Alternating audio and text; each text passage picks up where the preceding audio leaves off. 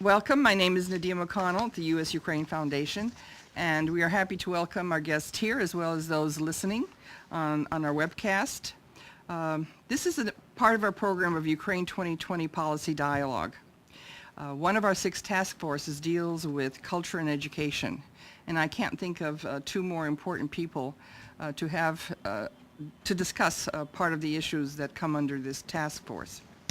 First, I'd like to introduce George Weigel.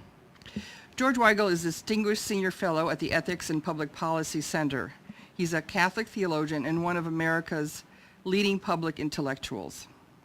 He has quite a rich resume, and I urge you to go on the internet and see it fully, but I will cover a few things.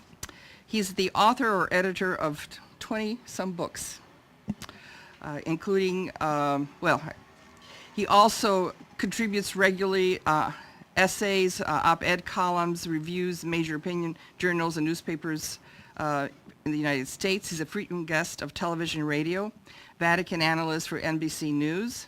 His weekly column, The Catholic Difference, is syndicated to 60 newspapers around the United States.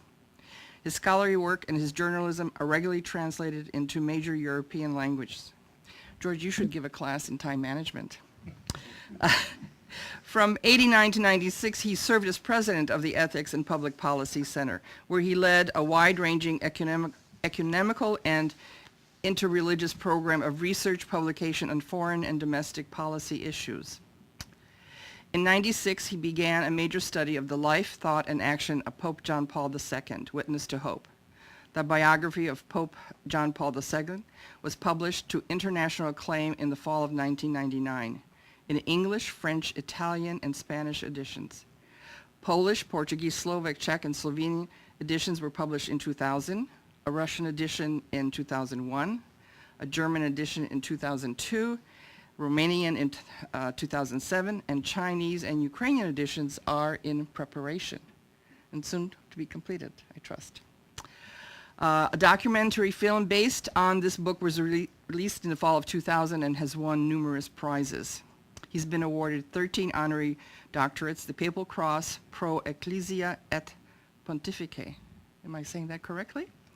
As I say, he could certainly write a book on time management. But what you will not find on his official biography, but should be known or recalled to those of you listening to this webcast, is George Weigel's role in the commemoration in 1988 of Ukraine's millennium of Christianity.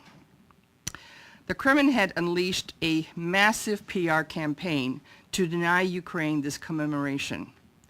Washington was one of the stages for this onslaught. I served as chairman of the Government Relations Committee for the National Committee to commemorate the millennium of Christianity in Ukraine. Ukrainians like long titles for their committees. And that was when I had the pleasure of meeting George Weigel for the first time.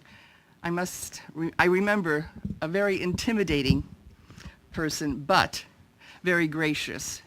And George was really one of a handful of leading experts on religious issues that came, I would say, to our rescue at that time. His stature as a leading public intellectual gave us enormous moral support, as well as the intellectual grounding to claim for Ukraine this important event. And again, thank George for that. No less is impressive Father Borys Gudziak's resume.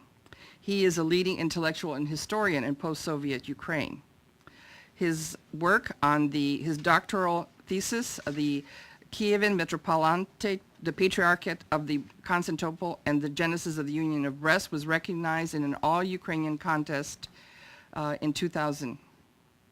He was born in Syracuse, graduated, he did his undergraduate studies in biology and philosophy at Syracuse.